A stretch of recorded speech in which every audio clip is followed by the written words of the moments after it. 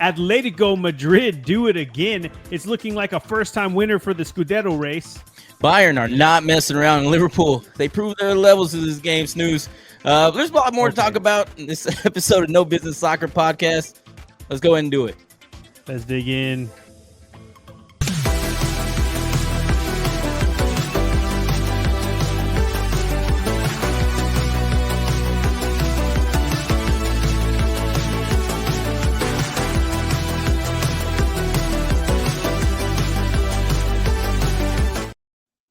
Okay, you caught me off guard with the shit talk at the top. We're just to start that way. Okay, I had to. All right. Well, welcome everybody to the No Business Soccer Podcast. I'm your host Snooze. I am a little bit hurt today, emotionally, if you will. Yeah, what's going on? We'll jump into that. First off, we're here with the full fam today. We got J Fam, the Brainiac in the back, and of course Danny P on the ones and twos. But I guess, unfortunately, I do have to swing it over to my boy, Hype Man Vic. What you sipping on, dog? I'll tell you what I got today. We have a more of a rare release for our Colonel E.H. Taylor. It's their straight rye. I just got it today. I couldn't wait to open it up. And what a beautiful, beautiful day for a celebratory drink. Brand new drink. Fresh crack on something here. It's absolutely delicious. It's rye-licious. It's absolutely amazing, and it tastes even better today for some reason. I don't know. Okay. Well, I'm sure if you've watched this show a few times, you probably know why he's excited. But we got a whole weekend to jump into here with this European reach around. And before we jump into that, though, we got some updates to do. So, Vic, you want to take it away with the Austin FC Minute? Yes, sir. Let's do it.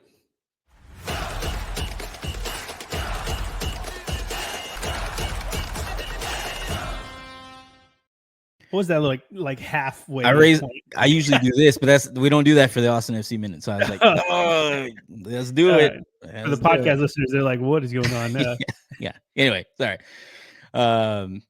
So Austin FC, the schedule did release. We did get to see our home and away. We unfortunately lost the Messi lottery. We do not get Inter Milan here. Inter Milan.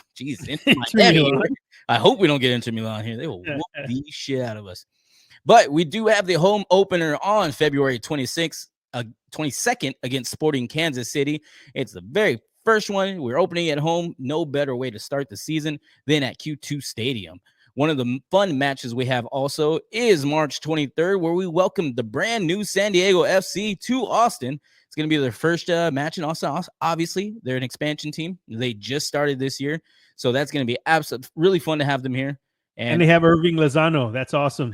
Yes, that is true. That is right. Thank you, Snooze, for adding some notes in there because I did not plan it.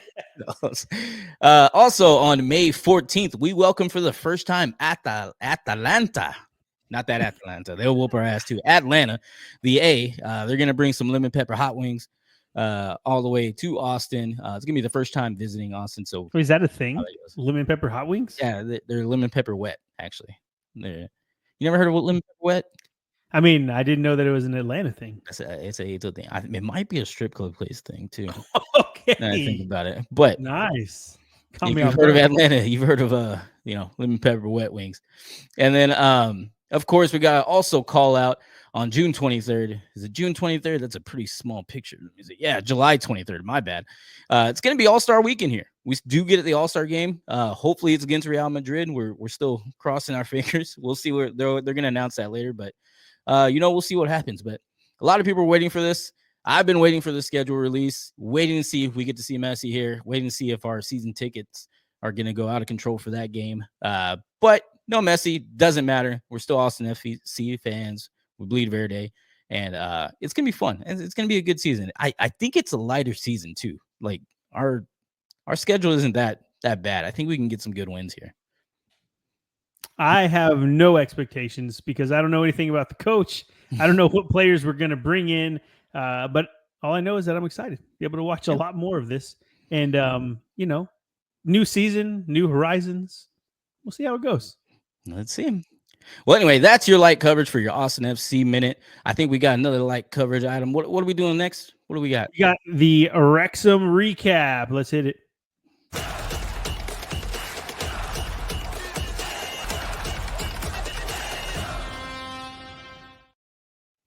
Is that green onions? Look, the green I think onions? it's leeks. Leeks. Okay. I don't know. We asked our good friend Dusty Rhodes to hook us up with some things that were like obviously Welsh, and he chose these things. So got some leeks in there. I guess Welsh people like them. But what I will say, the Welsh people do like is some Wrexham FC. Wrexham draw 1-1 with Bristol Rovers, and that's now back-to-back draws with two of the worst sides in League One. Elliot Lee's 18th minute goal was a beautiful one, but Matty James's assist was even better. Check it out. It's ridiculous. He one pass just deletes like 5 defenders. It's really cool. It's one of the ones that Vic calls the instant boner pass. It looked and felt like Wrexham were on their way to another 1-0 win before Bristol fired back with an 86th minute equalizer. Dropping points in back-to-back matches means that Wrexham stay in third, but the gap between them and Huddersfield in fourth is closing quick. Wycombe Wanderers, they also drew, so they retain their 2-point gap to the top of the table, but we got to pick it up, boys. We got to get some results going, and the best way to do that is have 2 quick matches. And it's a great time to do that because there's 2 quick home matches this week, one on Thursday, one on Sunday, and they are against mid-table Blackpool and 17th in the table Wigan Athletic. I feel like it's their time. They should have taken advantage of the 2 games prior, but it is what it is, and now we got these next 2. So let's do it, boys. Up the town. Professional. That does it for the Wrexham recap. Close. Now, let's move on to some leagues around Europe. And I know I'm not looking forward to one of them for sure, but I know that we have a lot of fun matches to talk about. And Vic, where are we going first? You know what? I'm gonna let you pick because I don't have my notes in front of me. All right, let's go to La Liga. To La Liga.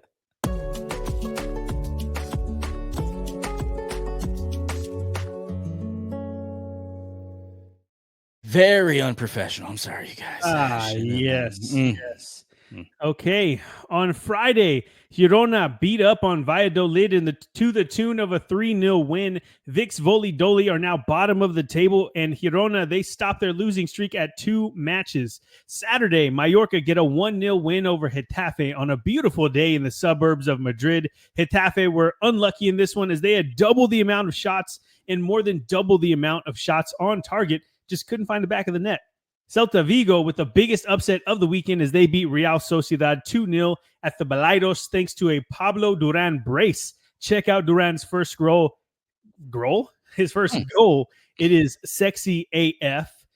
Bilbao get it done 2-1 against Osasuna, who have now gone 6 matches without a win in La Liga. Bilbao get back to winning ways after drawing their last time out, and Osasuna is probably the team that you want to get a good win against right now. And as I said before, Atletico Madrid do it again as Alexander Sorloth scores with virtually the last touch of the game. More on that in a second. On Sunday, Valencia and Alaves were fighting for their La Liga status in a 6-pointer, and Valencia get a stoppage time equalizer to split the points at home. This one ends 2-2, but it does end with their manager getting sacked. I was just reading up on it, actually. I was listening to a podcast right before we came on, and I hadn't heard it yet. But yeah, Ruben Baraja was sacked after this match. They've had a horrible start to the season. So anyway, we'll take that little quick break to say, Valencia, let's get it going. Real Madrid showed Jesus Navas some love before the match kicked off, but then dominated the match to the tune of a 4-2 win. More on that match here in a second. And Las Palmas move into 13th with a 1-0 win over Espanyol. That's now 3 wins in their last 4 matches for Las Palmas. The in-form Las Palmas. How cool is this? We were talking about them being one of the last, the bottom, what do you call them? Holding up the tables? No longer anymore. Villarreal did not let Leganés keep the good vibes rolling from their win against Barcelona last time out as they beat them 5-2. Tierno Berry gets a hat trick. 2 players get sent off for Leganés, and this one was wild. A lot of goals, a lot of crazy stuff going on. And our last match of the weekend before the break was Betis and Rayo. They finished 1-1, but check out Isi Palazon's missile from long range. If you check out the highlights, that one is well worth it. Okay, Vic, where does that leave us with the table? Yeah, well, we have a new king on top, Atletico Madrid. Take the number 1 spot after beating Barcelona. They have 41 points. Behind them is the Real Madrid, with 40 points in the second spot. Barcelona, again, with that loss, dropped to third. They have 38 points. And then Atletico Bilbao, or Atleti, I don't know exactly what you call them. Still call them Atletico Bilbao. Have 36 points, rounding out the top 4. There is a big gap to tickle that top 4 with Villarreal, who have 30 points. And then right behind them is Mallorca, fighting for those Europa spots in the 6th place. If we look at the bottom of the table, Espanyol has 15 points. They're in the 18th spot. And then Valencia and my poor Volidolis, Real Valladolid, seem to be fighting for last spot there.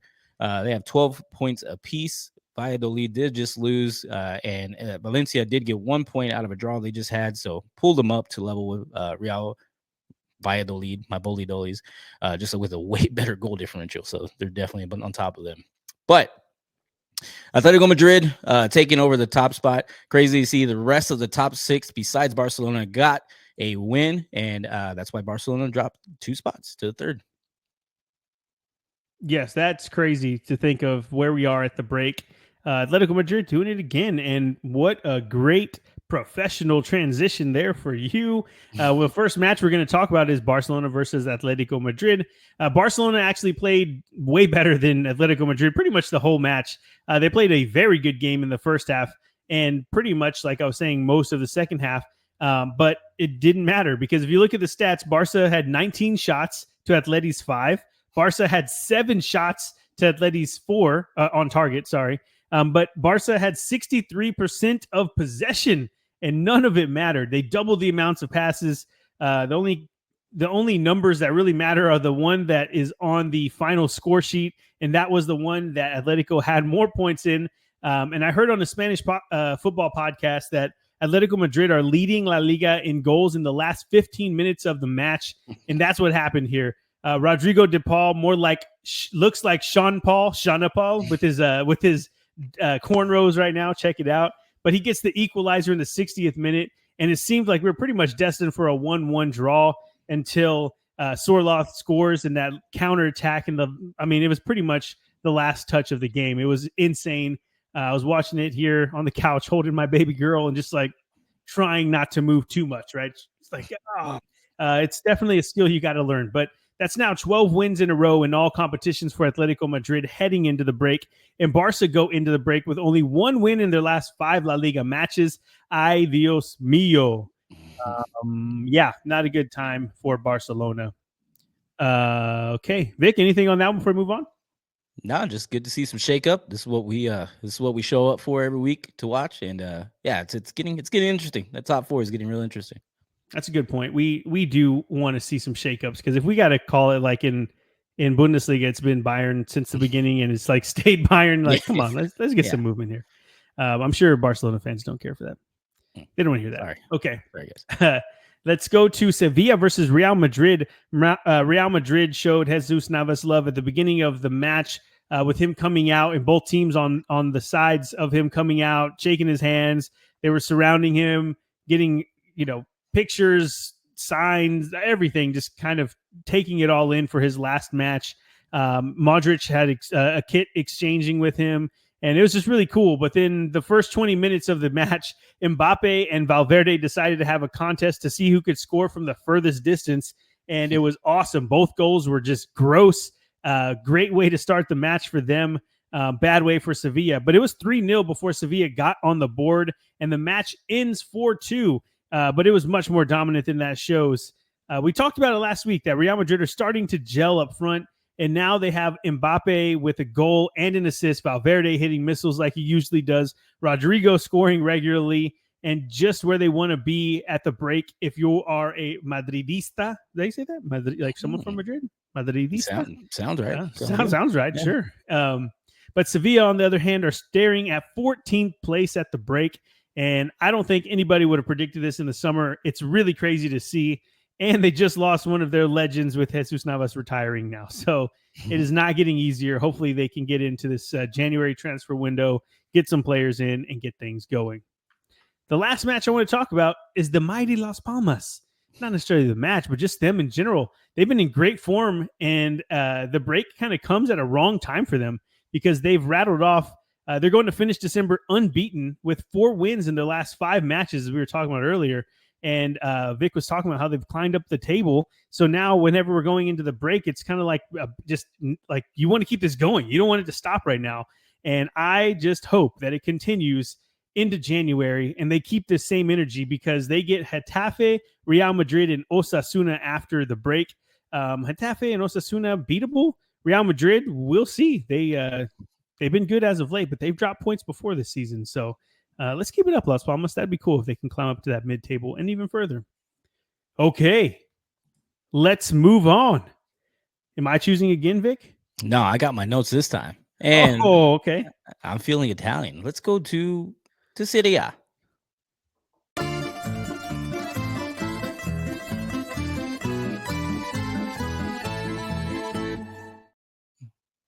All righty. Music's nice, man. The music's nice. Fun ones in Serie A this time.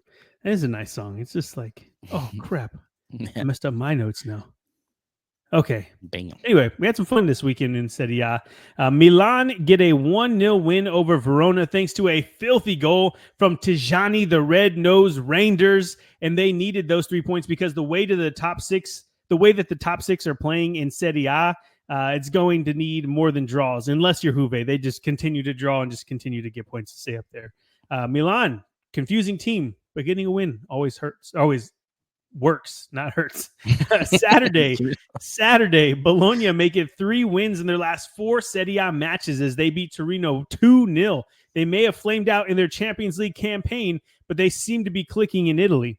Napoli put 2 past the Genoa keeper in the first 22 minutes, and then they just play defense and collect the points. That is the Conte way. No, Napoli beat Genoa 2-1. Lazio left it late against the Milkmen, but Marisic's 87th minute volley ensures they get back in the win column. This one ends Lazio 2, Lecce 1. On Sunday, in a match that I thought could be a sneaky good one, Roma dismantled Parma 5-0. Paulo Dybala turned the clock back and gets 2 goals and an assist in this one. Parma are now only 1 point outside of the relegation places after they started so nice. Let's see. Venezia get it done against Cagliari. They win this one 2-1. We'll talk more about that one here in a sec. Atalanta get a 3-2 win over the scrappy Empoli. Empoli just wouldn't stay down for a moment. It looked like they would be the ones to break the streak, the unlikely team that would break the streak of Atalanta, but it didn't happen in the end. Atalanta keep winning. Juve finally take home all 3 points as they get a 2-1 win over the bottom of the table Monza. Weston McKennie gets on the score sheet again, and the dude's heating up. Watch out. And today, Monday, Fiorentina lose back-to-back matches. They fall 2-1 to Udinese. We'll talk about that here in a sec. And Inter beat Como 2-0. Pretty straightforward in this one, but check out Thuram's goal. It is sexy AF. And Vic, with all that said, what do that table do? Well, on top is still Atalanta, absolutely looking dominant, still undefeated, another win. What's crazy is that behind them is Napoli with 38 points. You know, if they win 3 weeks ago against, I think it was Lazio, they're on top. And it's so crazy to think of how awesome Atalanta has been looking that they could be in second if Napoli got one right. Win. Crazy. So, but right behind them is Inter Milan as well. With 37 points. They have a game in hand, one more win for them. With that game in hand, they're also tied for first with Atalanta. So crazy to think how dominant Atalanta's been. They're still fighting for the top spot with Napoli and Inter Milan. But rounding out the top 4 is our Lazio with 34 points. And then fighting in 5th and 6th spot is Fiorentina and Juventus tickling the top 4. They both have 31 points. And then we go to the bottom of the table where we find Cagliari. They have 14 points, losing to Venezia. Venezia is in the 19th spot right behind them. And then poor old Monza make it to the bottom, holding up the rest of the table and snooze. Venezia, past 3 matches, 2 draws, just beat Cagliari last week. No longer the 20th spot. I think it's time we put the shield on them. And I don't know, you got more? Yes. We got. Yes. That is true. They do need a shield, and yes, that is a professional transition, folks. So the first match we're talking about in the Serie A is Venezia versus Cagliari, and I think deep down I was expecting a draw here but the Venetians decided they didn't want to be the bottom of the table any longer. They didn't want to be holding up the table, as Vic calls it. That win and other results for Cagliari, on the other hand, that means they went from 14th to 18th, and the table is crazy tight in the Serie A. So, man, that there's going to be a lot of changing between here and the end of the season. But the fact that a 3-point swing can go from 14th to 18th like that is just insane. This was a big-time result for Venezia's, though, as they just need one more win, and that would take them up to 15th. To think from all this time they've been at the bottom of the table, they can be looking at that mid-table in no time. A couple weeks ago, they looked dead in the water, or in the Venetians' their case, it's like dead in the canals, I guess. Canals, yeah. You see what I did there? That's pretty good. That's pretty good. But 2 draws and a win later, like you were saying, that's enough points, especially when you're at the bottom like that. The next thing I want to talk about is Atalanta. They look like they are the real deal, as Gasparini, their head manager, their head coach, whatever you want to call him, continues to work wonders in Bergamo. For a team that had never won, or really hadn't won anything, but they had never won a major trophy. They win in the Europa League last season against the unbeaten Leverkusen nonetheless, and now they're in great position to get their first Scudetto ever. It's just insane. That's what I was talking about at the beginning of the show, is that this team, for a team that has never done it, to just look so good so far at the halfway mark, essentially, it's really cool. And there's some things I want to talk about as far as how they're doing this. So they have 2 players in the top 4 of the Serie A Golden Boot race. 2 of them. Retegui is the top scorer with 12, and then Ademola Lookman is joint 3rd place in the Serie A Golden Boot race with 9. And man, I think Ademola Lookman would look good in blue as far as the Everton blue goes right now. They also have 2. That was a low blow. I'm sorry. They also have 2 of the top 3 assist leaders in the Serie A, in De Catalata with 5 and Bellanova with 4. And this has been an unbelievable start for them, and that's a big reason why. If you have 2 in the top 4 of scoring and 2 of the top 3 in assisting, yeah, you're probably going to have a great season. So let's hope they keep this up. The next match I want to talk about is Fiorentina versus Udinese. Fiorentina lose back-to-back games as they fall 2-1 to Udinese, like I said. But this was their first loss at home all season. Fiorentina fall to 5th with that loss, and they had their chances. They definitely could have won this one. Moise Ken is what we're calling him. Had 2 chances that seemed harder for him to miss. But in the end, he missed them, and he hasn't been doing that lately. He's been on fire, which is crazy. He even scored their only goal. It was the penalty. But is this the end of their run, Vic? Do we say that Fiorentina can keep this up? I don't know, man. It's going to be pretty tough. I'm hoping they can turn around, but it's because I have we'll their jersey in my closet. I know but the after the break. Well, there's not really a break with Serie A, but they do play. Oh, Kit. Yes. Kit, not jersey. My bad. All right, go ahead. Go.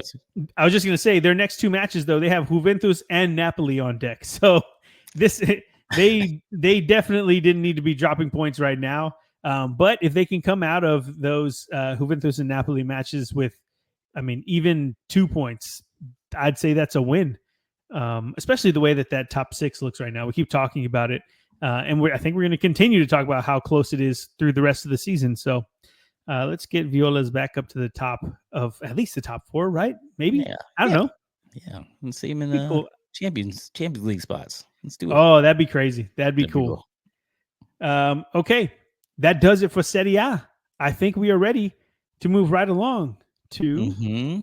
And I see you wanted to not end on this note because I didn't make the schedule here, you guys. But we are going to go to the Premier League. So, to the Prem.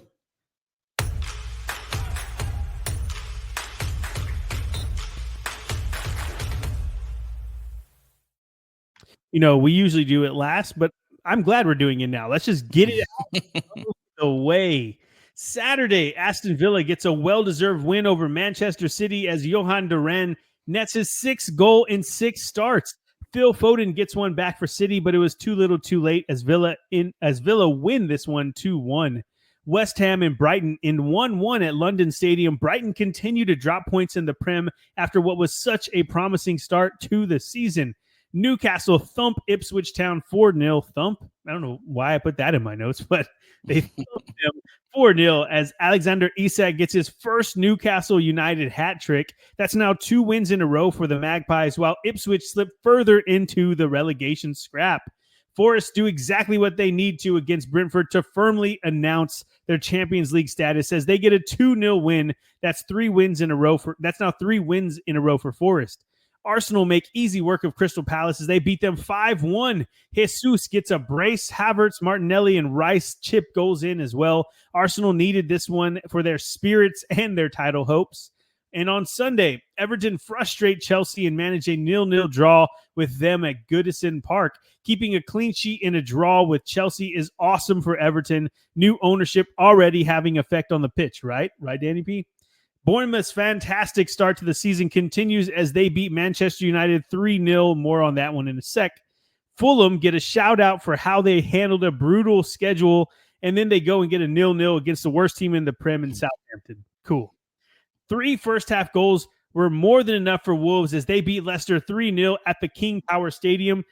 This was massive result for Wolves as they look to get themselves out of the relegation trouble. And Vitor Pereira, I think his name is Pereira, first match in charge, and he gets a win. How cool is that? Way to go, Wolves. And the last one, Liverpool put a dominant display on the road in London against Spurs. This one ends 6-3, and unfortunately, we will dig into this one more. And actually, screw it. Let's just do it first. Let's just rip that Band-Aid right off. I said it would be a 2-1 win. And Vic, in his humble way, said, yeah, you got it right, but you got it right, but it should have been to the power of 3 or something like that. Yeah, that's a math joke, you nerd. Who says that? Who cares? It's the power of 3. That's different. I don't know. Whatever. I know you don't. I know you don't. That's not what I said for all the math people out there, because that didn't make sense. All right. Okay. I said times 3. 6-3 is a crazy scoreline, though, for both teams, really. Spurs were all over the place defensively, as to be expected with the power and the players that Liverpool has. But Liverpool giving up 3 goals is the most they've let in all season. It's only happened one other time in their draw with Newcastle earlier this year. But Liverpool's attack, they just made up for everything that Spurs were lacking with their injured players, their just naivety, thinking that they could play a high line against that team. Everything, they made them look dumb. It was just really bad. It was over really, really soon. And I don't think that even having our starting keeper and both center backs out was the reason. We just played them like we should have played Liverpool way differently than we did. And we got our asses whooped for it.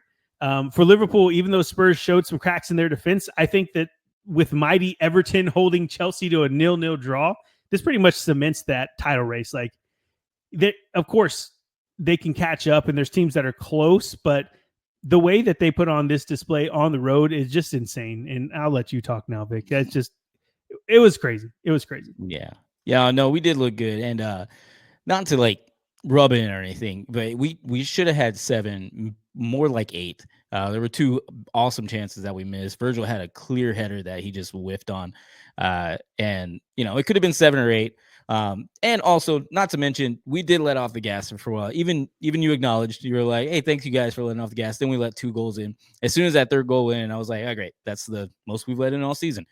Tied with that Newcastle. I was like, I didn't want to see that, but we look dominant. I don't want to rub it in too much, but I kind of thought that's how it would look. Not to 6-3, obviously. I was thinking maybe like more like 3-1, 4-1, maybe something like that. Maybe 3-1 more like it. But what can you say? We're one of the best teams in the world right now, and it just feels good. Just feels good. I didn't even want to rub it in because my Cowboys got a pretty good win last night, and one of the most entertaining games I've ever seen. So I just wore Dallas stuff today. I didn't even want to wear the Reds to rub it in for you. Yeah. I appreciate that. Yeah, I appreciate that. I would like to say that if we had anything in that defensive side of the ball, whether that be our starting keeper or at least one of our starting center would have been different. But no, that the way that Salah was just tearing everything apart, Sabazlai, he's been good, but he looked ridiculous this game. Like, coming in deep, like, I mean, he's looked great, but that was just stupid. Yeah. And of course, Luis That is one good. pass he had to Salah, that was like right on the penalty spot that he cut back. Man, that was pretty. It was just insane. I was saying, I'm a big Sabazlai fan. I liked him. We were talking about him in the Euros this summer, but that was his best game that I've seen anyway, him play, and it was just, yeah, they were doing what they wanted. Liverpool had no remorse until the very end, where they were like, all right, we're trying. Like, I think I saw Luis Diaz try to do like a little heel thing where he's just flipping it over, and then I changed it. I was like, all right, there's no need to watch this anymore. Yeah. But I was laughing a little earlier when you brought up Schlopper's because Daniel was like, he looks like an ant, like a red ant or something like that. What does that even mean? It has like the facial features of an ant. Just go look up an ant. Everybody here, go look up an ant, and then look at Schlopper's and then put us in the comment. Let us know if he looks like an ant or something.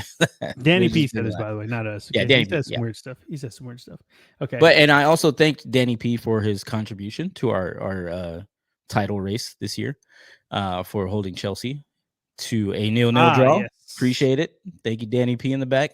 Thank you, Everton. We do appreciate your contribution this year. Okay. Anything else? You can get it out. Just go ahead. Anything else you want to say? Nah, it's all right. If I were to rub it in, it would be like, I thought it was a surprise or something. Like this was going to happen. That's true. Like, act like you've been here before, Act like you've been here. Okay. Manchester United versus Bournemouth. With a 3-0 win and City losing, Bournemouth have now jumped City in the table and sit 5th inside the European places, while City have fallen to 7th. That's insane. United have now lost 3 in their last 5 in the Prem, and the rough start for Amorim is continuing. Man, it's getting rougher. I don't think he genuinely knew how bad or how hard this Manchester United job was going to be. And the Cherries now really, really look like they're poised to make a finish in the European spots. Of course, we got plenty of soccer to be played in the league, but for the first time in their history, they could get a better finish than 9th place, which is the best place they've ever had. And they've never been in Europe, so this would be really cool to see if they can do it. And the 9th place finish for them was back in 16-17 season. So, yeah, let's do it. I think the Cherries are due. And it'd be cool to see, not cool to see the City be in 7th. I doubt that they'll even finish anywhere near that. But the fact that it's there right now is crazy. But up next for Bournemouth are Palace and Fulham before facing Everton after the new year. So 3 games that look like they can get some points from, except for Everton, of course. And while Manchester United, they get Wolves and Newcastle before facing Liverpool after the new year. So the bad vibes might continue in Manchester on the red side anyway. Well, the blue side too. There's a lot of bad vibes in Manchester right now. But specifically for Amorim's group, he's got to get something going because they have some tough matches coming up. Vic, would it be cool to see the Cherries in that top? I don't want to say top 4, but at least the European places. Maybe European. I don't know. Indifferent. Doesn't matter. I think it'd be pretty cool. But one thing I'm not going to let you do, Stews, I'm not going to rub it in anymore, but I'm not going to let you skip over the table and not see Liverpool in the first spot. We'd have to talk about the table still. We haven't looked at it. So if we can, Daddy P, bring it up, because right there on top is Liverpool with number 1 with 39 points. Behind them is Chelsea with 35 points, and Liverpool still have a game in hand, so could go up by more. Yeah, we hope so. Yes, probably. Yeah. In the 3rd spot is Arsenal. Arsenal have 33 points, and then Nottingham Forest, welcome to the top 4. They have 31 points. They look pretty good lately, man. It's looking really good. And tickling the top 4, we have Bournemouth, like you were speaking about earlier, looking in really good form as well. And then if we look at the bottom, you'll see Wolverhampton Wanderers and Ipswich Town, and with 12 points apiece in the 18th and 19th spot, respectively, something like that. And at the bottom, poor old Southampton with 6 points. They did get a draw, so they could have been worse, I guess. But man, not looking too good for them. And we're in the Christmas spirit. Snooze. You think of the Christmas tree, you think of the bright star, the tree topper. Doesn't Liverpool just look like a beautiful tree topper right there on top of the table? Think so. I think it so. Looks so good. It looks so good, man. Yeah. Going into Christmas. been been so long since y'all won it. Like a whole 4 years you've had to wait. So Yeah, poor cheers, y'all. everyone. Cheers. Was that All right. was the last time in the COVID year? 1920. Oh, that's 19. not even fair. That doesn't even Yeah. really count. It's like no one was there. So not for y'all. Of course it counts. But I'm saying like we you won like want to everything. Yeah, that's what I'm saying. Like you want Yeah. Anyway, you All right. threw me off so bad with all of that talk. We didn't Yeah. even I forgot to go to you for the table. I just went right okay. into the match. I will not let you forget, sir. Don't worry about it. Yes. I will get off my soapbox though now, because I think we have one more league to go. Ain't that right? Yes, we do. We're actually doing good on time too. So look at us. And we have one more game in the Prem we're going to talk about. Nice. And it's not a game. I'm just going to talk about some highlights, some things to talk about in the Prem. But City not being in the European places is crazy. I don't think anybody would put money on them finishing outside of the European places. But the fact that they're there right now is crazy. They're probably going to make some moves in the January window, and they could be getting back to full strength with some of their injuries, and then possibly make a run towards that second place spot, because we know Liverpool's probably got it. But seeing Forest and Bournemouth in the European places is really cool. I think it would be awesome to see them in there, just to see them test themselves against those Europa League foes and the Conference League foes. But the real thing to talk about is how Liverpool, and I'm not even trying to blow smoke, they pretty much seem like they got the league locked up at the halfway point. Spurs and United are in the bottom half of the table. And it's just been a crazy season. This Premier League season, it usually is pretty straightforward, but this time it's a wild ride, and it's refreshing, honestly. City not dominating it is pretty cool, and we'll see how it goes from here. So there you go. Love to Liverpool. Boom. Thank you. All right. I feel it. Okay. Well, we only have one more league to go to, so to Bundesliga.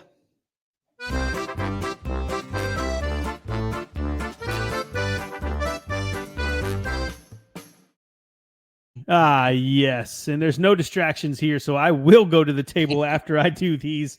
Friday, we had Bayern win me some lunch with a dominant 5-1 performance over Leipzig. We'll talk more about this in a second.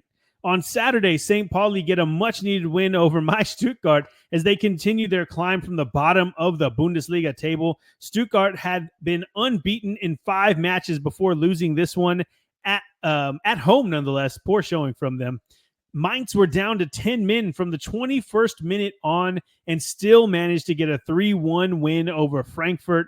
Mainz move into 5th in the table after this win. And what's that smell, Vic? I think that's flowers coming up. We'll talk more about that in a second.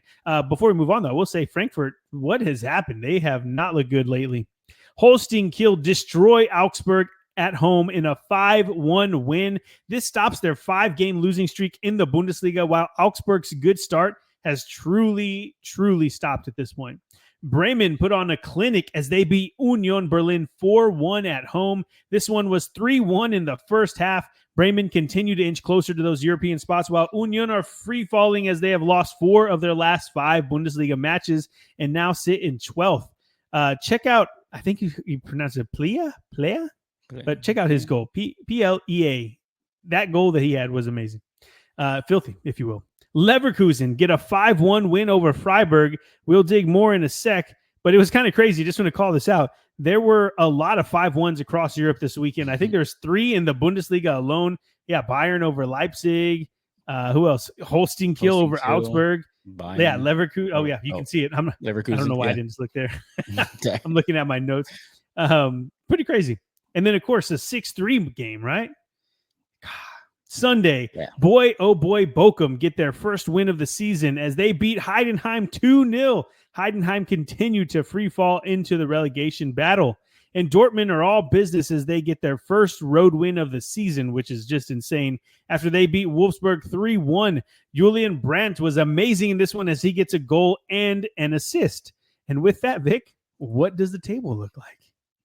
Well, despite 2 of the top 4 losing this past week, the top 4 remain the same, with Bayern Munich on top with 36 points. Bayern Leverkusen never losing. Leverkusen have 32 points in the second spot. And then Eintracht Frankfurt and RB Leipzig are in the 3rd and 4th spot, respectively. Respective. I still don't know if that's it. I think I've said it too much. Respectively. Yeah, Respectively. respectively. Yeah, okay. I think I just said it too much, so it's like losing its meaning. Both have 27 points. They are the two that actually got a loss. So that opens up a little bit more for Mainz in the 5th spot, tickling the top 4. They have 25 points with a win this past week, trying to fight in those top 4 Champions League spots. And then right behind them is Borussia Dortmund as well with 25 points, also getting a win.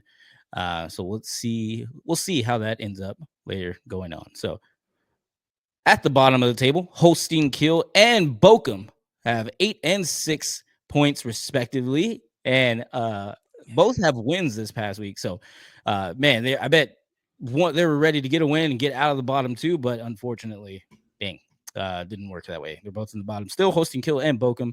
And then, it's been a pretty exciting week. 3 5-1s, a 6-3. It's a terrible time if you love defense. One of those 5-1 wins was who was it?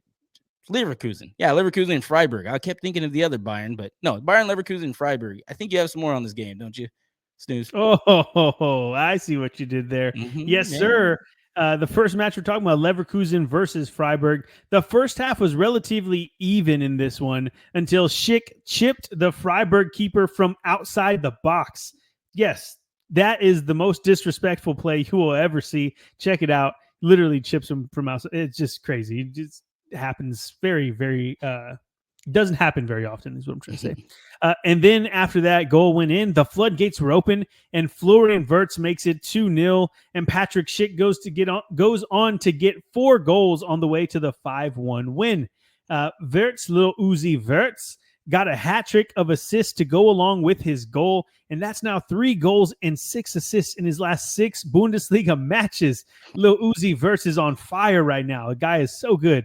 We said that if Freiburg were going to have a chance in this one, they needed to get Vincenzo Grifo to keep it up. He's been their lead assist leader and their top goal scorer. And he does get on the score sheet. That one was a Vincenzo Grifo goal, but Leverkusen were just too strong. There's no, even if he scored, it didn't matter. Leverkusen sits second in the table, just 4 points behind Bayern at the break, and a date with Dortmund looms as their first match back into action after the break. Leverkusen, one of the most fun teams to watch. And, of course, the only team to beat them recently is my man, Hype Man Vic's Liverpool. What a great season for you guys. This is a great year for y'all. It feels good. But, yeah, Leverkusen just looking unstoppable right now. Okay, let's move it on to the game that we had a lunch bet on. And we might have to get a little bit of crowd participation, some crowd participation here, because if we both owe each other lunch, does it cancel out, or do we like bro it up and do 2 lunches? You know what I mean? Oh. Like we can go try like outdo each other and just like pay for each other at the place. And, like, I just keep getting stuff, and then you keep getting stuff, and make it. I don't know. We'll figure. Yeah. All right. What do you guys think we should do? Yes, let us know in the comments. Check it out. Check it out. We want to hear what you have to say. Is what I'm trying to say. Bayern versus Leipzig. Real quick, Danny P said 2 lunches. Just do 2 lunches. So. Okay. Yeah, I buy you one. You buy me one. My boy down to hang out. I hear it. Wait, he's not going though, right? He's not invited. No, he's not. Yeah, he's got to do some airtime. He's got to make a bet and get his voice heard on this podcast. Yes. Okay. Bayern versus Leipzig, like we were talking about, that is the match that we discussed prior to this weekend. We talked about this one being a title contender match and a litmus test for Leipzig. Litmus test, you hear that? But a 5-1 win for Bayern proved that Leipzig just aren't on the same level yet. We thought maybe this would be a classic after Musiala scored 20 seconds into the match, and then Leipzig answered right back with a Sesko goal just 1 minute later. So 2 goals in the first 2 minutes of the match. But after the first 2 minutes, it was all Bayern as they end with 5 goals from 5 different people. Kimmich's goal was disgusting. Davies, the Canadian, gets a goal and an assist, and good vibes are going in Bavaria into the winter break. And Leipzig, like I said, I didn't feel like they were real title contenders. I know Vic had brought up that they had the best defense in the league, but the one thing that I've noticed recently is that anytime one of these teams that's a title contender against Bayern, they just aren't that good. For some reason, it's like they play in Munich and it just doesn't happen. But either way, I think that they're good enough to be in those European places. They just showed that they're not title contenders, which is fine, which is perfectly fine. If you're going to be in the top 4, it's all good. But, Bayern are probably going to win the league, maybe, if Les Leverkusen has something to say about it. Vic, you want to say anything about this game? No. Okay. It made me. No. That's what I was trying to get at. That's what I was trying to get at. No, that was it. I think the last couple of times, because I've said anything about defense, it's been bad for me. Like things just go. It's like your Flowers part. Like every time I say, "Whoa, hey, that's not." There's no exactly. There's no definitive answer on the Flowers thing. Okay, we're still checking it out. Okay. Well, the last thing we want to talk about. And it's kind of sad because we're not going to be able to talk about these guys for a couple weeks. Dortmund, and not just Dortmund, but the Bundesliga is on a break. Dortmund have had a weird season, but they go into the break without a loss in their previous 5 Bundesliga matches, which is really cool for them because they had been very confusing. And have they turned a corner is the real question that we're asking here. But they have Leverkusen after the break. Beat Leverkusen, and we can have a discussion about turning that corner. But the last team to beat Dortmund in the Bundesliga was Mainz. And Mainz, again, who I said earlier, I think I smell some flowers. They are deserving of some flowers, but I just can't give them out just yet because they've been so hot and cold. They've lost a couple of games in their last 5. A 5-game unbeaten streak is something that maybe we start talking about flowers, but it's just weird. We have to wait for a little bit. They have only lost twice in their last 9 Bundesliga matches if we go back. But the problem is next up, they have I don't want to say a tough schedule, but what I will say first is in their games that they have won, they've beat Bayern and Dortmund recently, so that's really cool. But after the break, they get Bochum, Leverkusen, and Stuttgart, Bremen, and who else? And Union. So that's a lot of matches. And what I just said, that's only in January. So they have a lot of matches in January coming up, and 3 of those are against really good opposition. So we shall see if they come out of that in good form, then maybe they do get some flowers. But I just need to start being a little bit more stingy with those flowers, Vic. I just feel like I've just been giving them out, and then people are just, throwing them back at me. Yeah, exactly. Yeah. There you go. No respect. So I'm holding them out, even though I think that Mainz they're getting there. I'm going to hold out for a little bit. Okay. Fair. That is it for the European reach around here, the wrap up. I think we are good to go, Vic. So take us home, bro. I think we're good. Yeah. Thank you, everybody, for spending time with us and talking about European football. Be sure to follow us on all of our social medias at No Business Soccer Podcast, except X and TikTok, who are No Biz Sock Pod. You'll see it down there scrolling. Also, leave a comment. Let us know what you want us to talk about, what you want to see, and maybe we'll shout you out and try to get you. Also, maybe your name up here on a little pop up with your name on it. But yeah, let us know. We want to talk to you guys in the comments, and we will see you after the Christmas holiday. Merry Christmas, happy holidays, whatever you celebrate. Have a good and safe one. Eat some good food and spend time with family. Love you guys. See you soon. Peace.